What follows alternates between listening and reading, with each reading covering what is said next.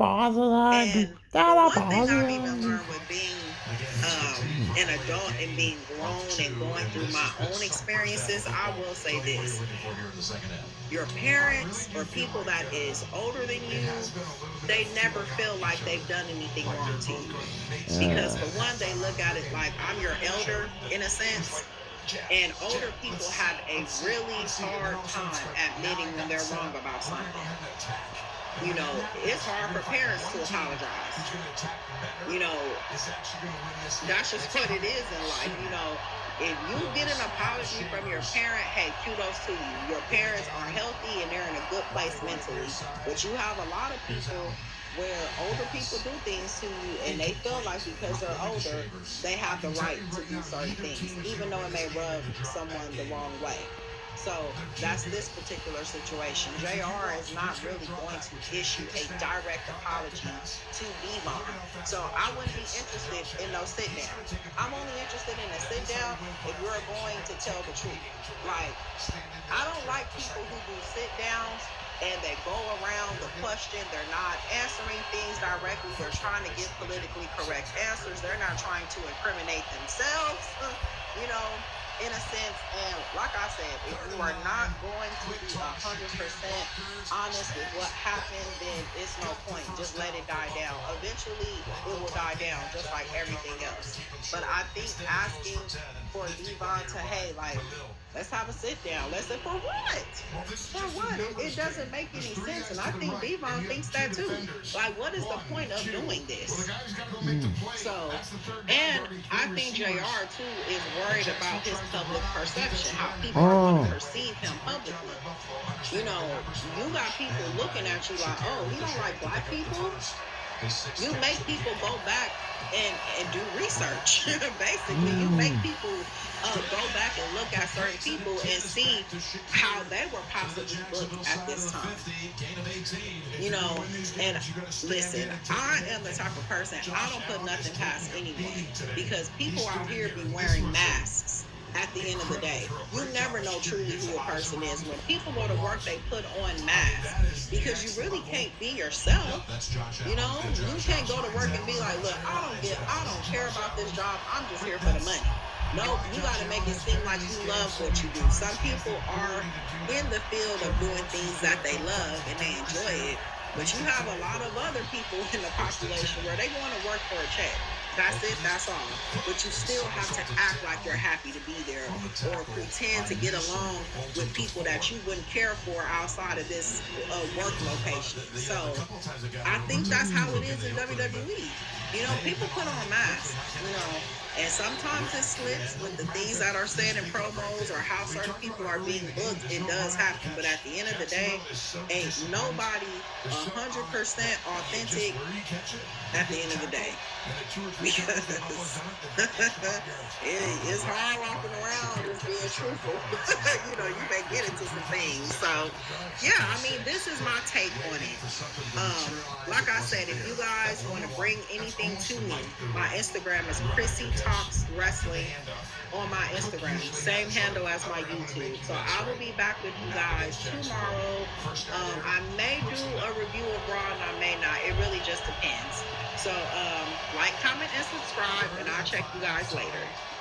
Chrissy says it, so you don't have to. Toodles. Special. Trying to see if it's man-to-man or not. It's not. To me, his legs, he's going to look 1-2 and try to use his legs.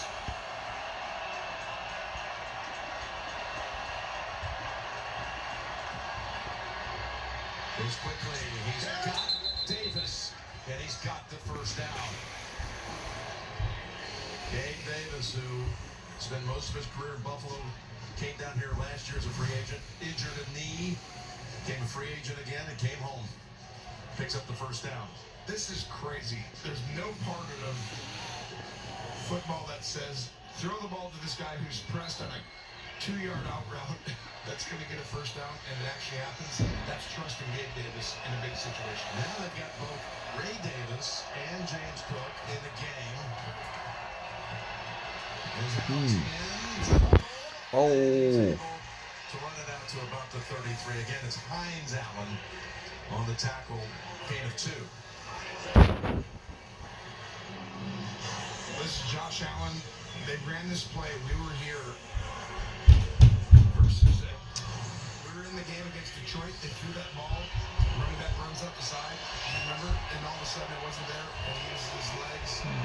This is going to be playoff Josh against Trevor Lawrence playoff. This is a great matchup right now going forward. Already 5 minutes on this opening drive of the third quarter. But they don't get the extra yards. They just don't. Cook now with his 12th carry for 37 yards. It's hard. Jacksonville makes it difficult.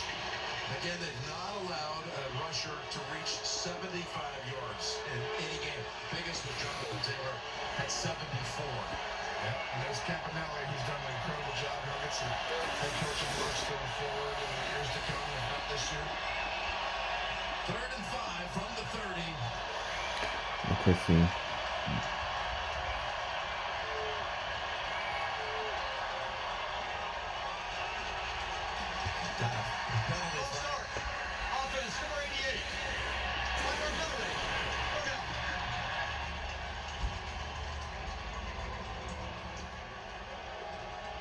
Well, that's big because if you don't get anything here on 3rd down and you call on Prater, you just made it a 53-yard attempt.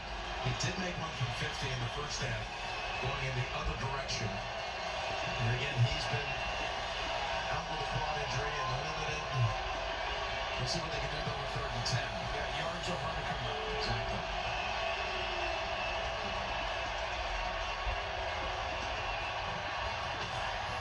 Quick zip. Shakir maybe got it to the 28, 4th and 3. A lot of yards after catch there, right? Half a yard. Half a yard. They can bring up Prater.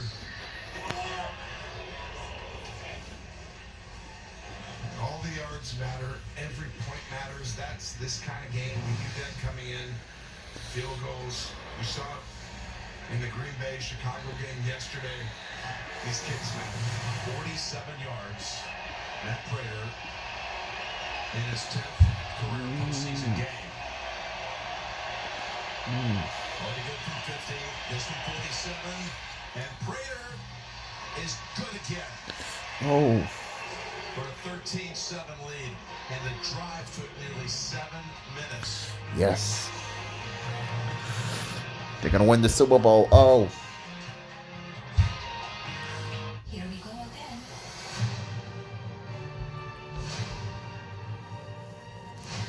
Everyone wants to know, so here it is.